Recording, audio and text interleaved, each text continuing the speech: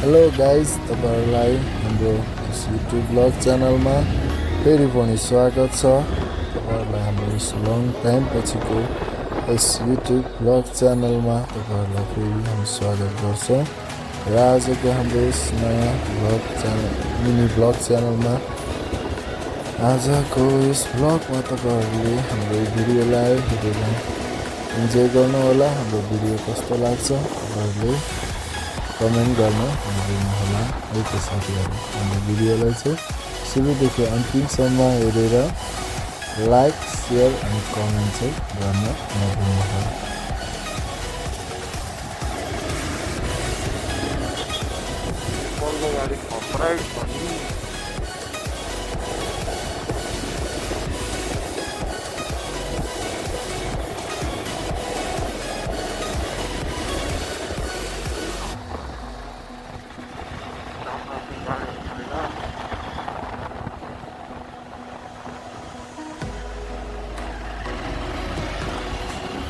बिहानको टाइममा हेर्ने हो भने चाहिँ साथीहरु एकदम रोड चाहिँ एकदम खुल्ला भन्दा खुल्ला हुँदो रहेछ।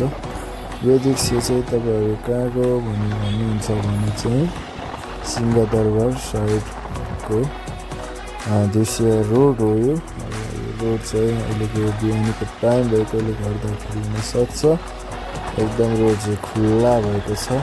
दिउँसोको टाइममा हेर्ने हो भने चाहिँ यहाँतिर धेरै जाम हुने गर्छ है त साथीहरु। त्यही भएर बिहान हिँड्न चाहिँ मजा छ, तर के गर्नु बिहानको टाइममा यहाँतिर पठाउ साथीहरु धेरैजना आउनुहुन्छ। तर यतातिर आउने बित्तिकै किट नपाएको कारणले यता भौ पारेर बस्नुपर्छ। त्यही भएर किट चाहिँ यतैको आउँछ बिहानको समयमा, तर आएर पनि काम छैन। सो साथीहरु अहिलेको समयमा भनेको चाहिँ पेट्रोलको भाउहरू धेरै नै बढिरहेको छ र हामी कामहरू त गरिरहेको छौँ अनलाइन कामहरू, तर त्यो अनलाइन काम कस्तो भइरहेको छ भनेदेखि अहिलेको समयमा पेट्रोलको भाउ बढिरहेको छ, तर अनलाइनमा कुनै पनि वास्ता गरिएको छैन। जुन रेट थियो त्यही रेट छ। अझ एङ्गोमा चाहिँ झन् घटाएको छ, इन्डियामा पनि त्यस्तै लो रेट चलाएको छ। तपाईँहरूको चाहिँ कस्तो छ तपाईँहरू कमेन्ट गर्नुहोला। मैले आजको दिनमा गरेको एङ्गो राइडमा चाहिँ तपाईँको लगभग 7 किलोमिटरको थियो होला। जम्मा मलाई एङ्गोले जम्मा 65 रुपियाँ दिएको छ। 7 किलोमिटरको एङ्गोले जम्मा 65 रुपियाँ दिएको छ र 65 रुपियाँमा 7 किलोमिटर हिँड्नुपर्ने अवस्था आएको छ एङ्गोमा। अनि यसरी चाहिँ कसरी काम गर्न सकिन्छ, किनभने तेलको भाउ चाहिँ 2 हप्ताभित्र नै 30 रुपियाँ बढिसकेको छ है त साथीहरु। त्यही भएर तपाईहरु त्यो काम गर्दै हुनुहुन्छ र अहिले नाराहरू पनि लाउँदैछ राइडरहरू साथीहरूले। अनि तपाईहरुले लाउनु भएको नारा पनि राम्रो छ। नारामा चाहिँ हाम्रो पनि साथ छ।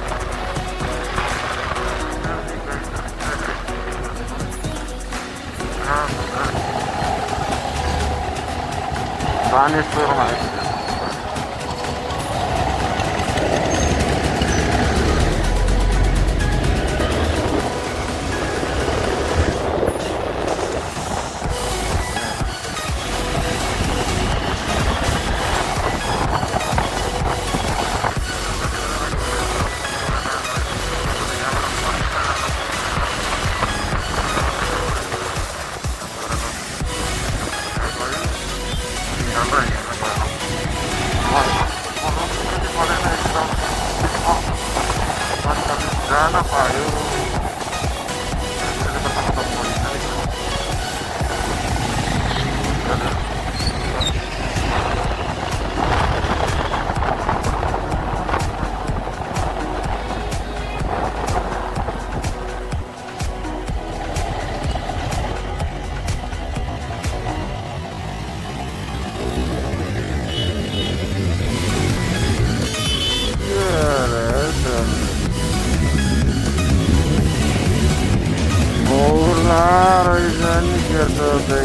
किन रोक्नुपर्छ मान्छे हिँडिसकेको छैन हरियो बत्ती पनि ट्राफिकले हरियो बत्ती मेरो चाहिँ मोबाइलबाट ब्लग मैले खिचिरहेको कारणले गर्दा मेरो आवाज पनि प्रब्लम आइरहेको छ र तपाईँहरूले चाहिँ मोबाइल युज गर्नुहुँदा कुनै माइक युज गर्नुहुन्छ अनि तपाईँहरूले मलाई भन्ने सल्लाह सुझाव दिन सक्नुहुन्छ मेरो माइकमा प्रब्लम आएको कारणले मैले राम्रोसँग ब्लग खिच्दा बोल्न सकिनँ अनि नेक्स्ट टाइम गर्नेछु बाई बाई